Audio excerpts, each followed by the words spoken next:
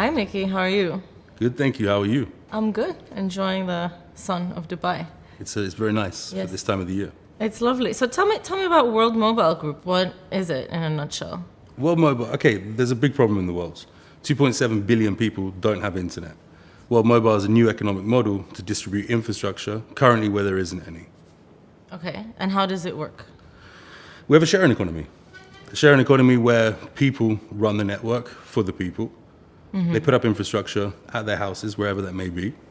And as people pass past that infrastructure, whether it's a World Mobile subscriber or another customer from a mobile network operator, that customer attaches, and the people who are running that infrastructure get paid. So anybody can put this in their house. Anybody for the first time could be a mobile network operator. And what are the components? Like, can you walk me through the different hardware or any sort of physical infrastructure? So we have a ground network, and we use off-the-shelf radios. We don't not looking to reinvent the wheel at all. These radios can be very small mini cells, macro cells, or even bigger units, just like mobile network operators use. But the real wow factor of World Mobile is our aerial network, a network in the sky. Balloons tethered to the ground, floating at 300 meters to 1,000 meters. There's a payload that goes on the bottom of that balloon. The balloon is filled with helium. Looks very nice and very, very impressive.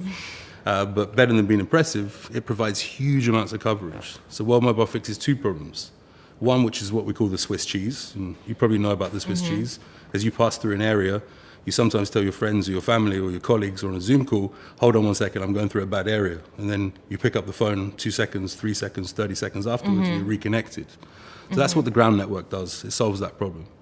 The aerial network solves the problem of rural connectivity, not just in Africa, where we started off, where we were born, but also in America, of which 30% of the landmass is unconnected.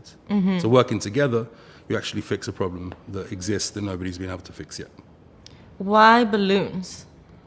Not only are they super cool, you can think of them as a very high tower, inexpensive. One balloon replaces between 12 to 18 traditional mobile network towers. One balloon only needs maintenance from one site. One balloon only needs fiber from one site. And for rural areas in Africa, as an example, much easier to maintain, much easier to look after. Are the balloons like anchored to the ground? Yeah, tethered. Okay. So they've usually got 3 tethers. One of the tether takes power, so because you've got to charge a payload, a packet.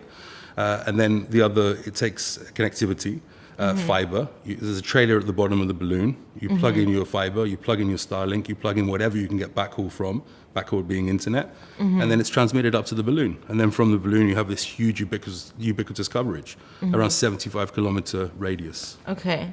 And you have a power cable going up to the sky? Of course.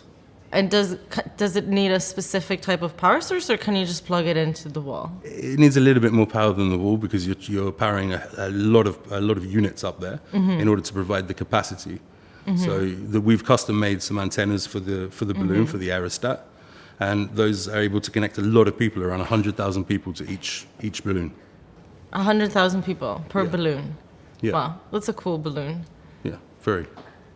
Have you ever had any, I'm just thinking of the famous Chinese balloon. Have you ever had any issues where you lost a balloon? This was a lot higher, but these are tethered to the ground. So they're on the trailer. You've got a trailer that spins around depending on the wind, so the balloon can move. And they're tied to the ground.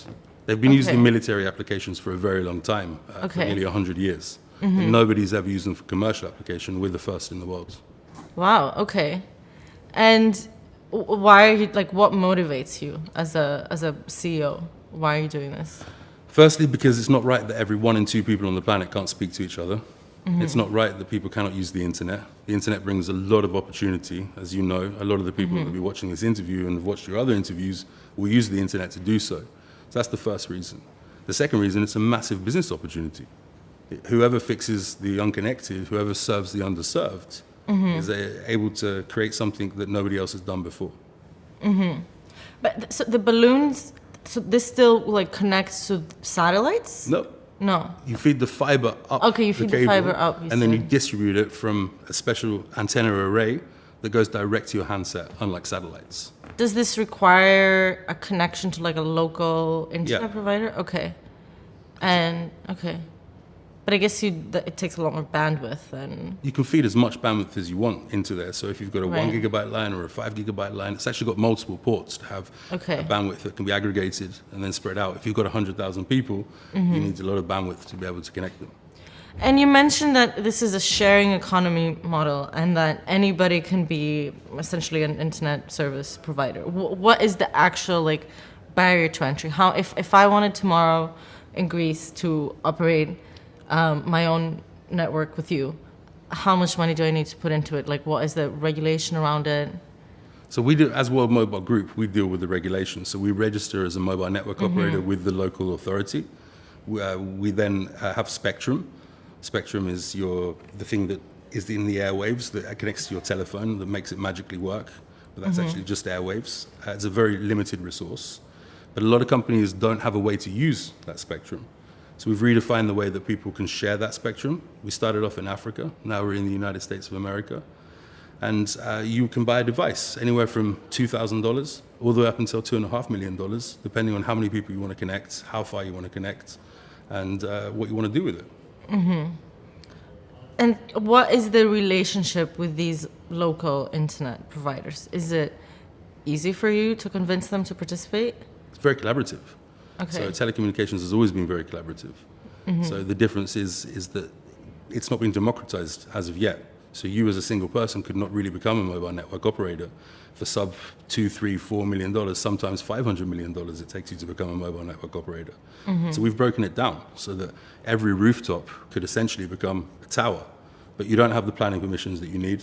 You don't have to negotiate contracts with people. You become the host, you become the operator, and then you have this radio that then broadcasts anywhere between 500 meters to 20 kilometers on the ground network. And then can I charge anything I want? No, because then that won't make the network run. So there's recommended rates that we have across the world mobile network.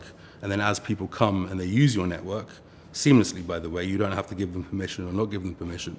We control that at the core. Then they get charged.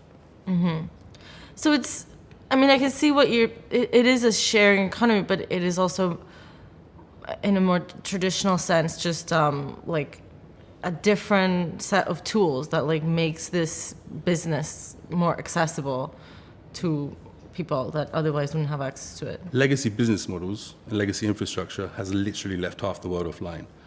Year on year, you're using 40% more internet capacity than you were using last year. So if you're using 10 gigabytes this year, you're going to be using 14 gigabytes next year. Mobile network operators, evidently, because they've left half the world offline, haven't been able to keep up with the pace. So what we're doing is we're helping to fill in those spots that don't have connectivity right now and work with the mobile network operators to actually have ubiquitous coverage everywhere. A lot of projects that are sort of in the same vein use tokenization of some type for one thing or another, but it sounds like you don't. We do, but we don't on the front layer. So the front layer being the radio layer. Why? If you want to connect 1 billion people, which we've promised to the United Nations, to the World Bank, to the International Telecommunications Union, you cannot put a token in front that is going to potentially get in the way with the regulator. But everything that runs behind runs on a token, runs through the blockchain. Why does it run through the blockchain? It runs through the blockchain because when you have somebody connect to your network, you don't want someone to game you. You don't want someone to not pay you. You don't want someone to pay you under what you, for the usage that they had. But it goes way beyond that. It goes towards privacy as well.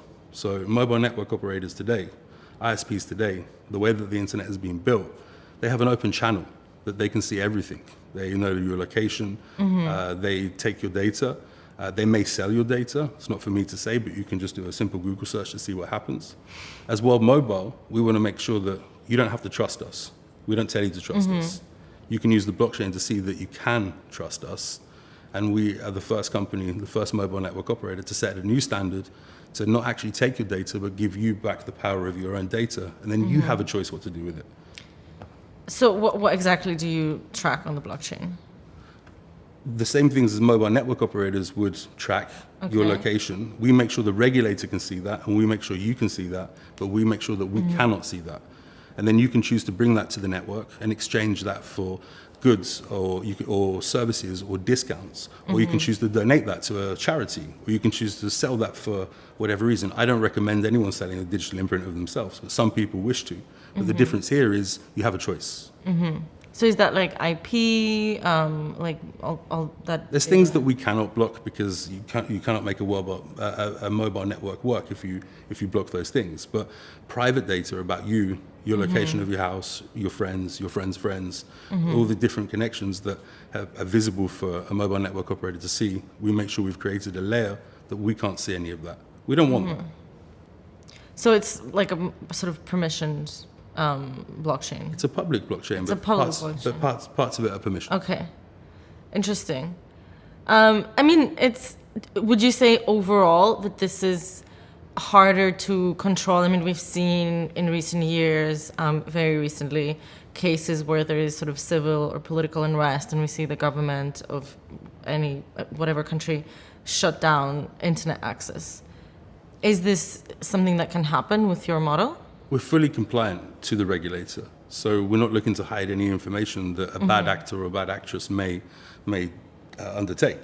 But what we don't want to do is take advantage of the fact that those channels are open and then take your data and then give your data to somebody else or sell your data for financial gain. It's your data. You create that. You pay us to be on our network.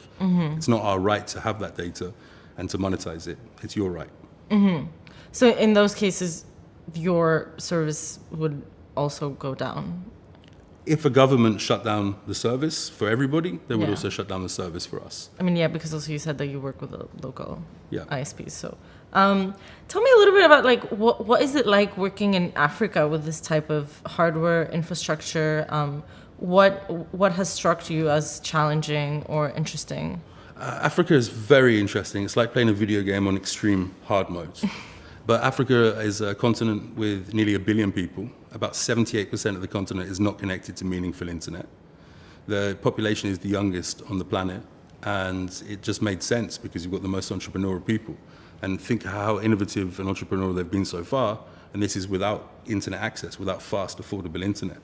So for me, it was something that I wanted to start there. It's something that I wanted to start to be able to show people that you could do something different. We've been very fortunate with the governments and the mobile network operators and the ISPs that we've been working with, and starting a sharing economy would be the hardest there. So then exporting it to the rest of the world should be much easier, and we've proven that it is. How many people would you say you've connected? Around 100,000 people on our network. Okay, wow. And which countries is that in currently? Zanzibar, Nigeria, Kenya, Mozambique, and most recently we've launched the sharing economy in Pakistan, and now in the United States of America. And what's coming next? Rest of the world mobile. Truly global. Yes. Is that the goal? Truly global without the capex or the opex of a normal mobile network operator. Usually to be a mobile network operator, you have to have hundreds and hundreds of millions of dollars, if not billions, and continuously raising money to lay down infrastructure. T-Mobile, for example, or AT&T have over 80,000 members of staff. Well, mobile plans to build a network that's run by the people, for the people, and to have a sharing economy that is self-sustaining. So eventually, Micky Watkins isn't the bottleneck. People can decide to put up the infrastructure. We lay down the foundations, we write the codes, we build the blockchain, and we make sure that people can access that seamlessly in order to be able to actually run something like this. It's the only answer. Facebook, Google, Microsoft, they tried. But you can't do this alone. You haven't got enough trucks, you haven't got enough fuel, you haven't got enough people to fix this problem. And the digital divide is not getting smaller, it's getting bigger and bigger. But another aspect of access to the internet in these countries is that people also just don't have smartphones or laptops. This is increasing every year, year on year. You can now buy a smartphone for $30 that will connect to the internet, and you can run Android on there. Each village that we've got into that doesn't even have connectivity, 1 in 3 have a smartphone in those villages, and when they go to the places that do have connectivity or they access Wi-Fi, they download all their entertainment, all their information, they come home, and then they use that as their major entertainment device, or use that as a torch, or use that as to store their money, because mobile money is massive on the continent. So it's a common misnomer that people in Africa don't actually have mobile phones. Well, they have phones, but they don't necessarily have smartphones. And this is changing year on year. And in the next 3 or 4 years, we expect a penetration of around 59% of smartphones. And how do you monetize this, like, as World Mobile Group? People come, they buy data, they buy voice, they buy SMS, they buy value-added services with cash at a local shop. Africa's really quite easier in some aspects because mobile money. There's 490 million mobile money wallets in the continent. So just the same as you would pay for your internet or your phone service, it's the same there. So you take like a little commission from the...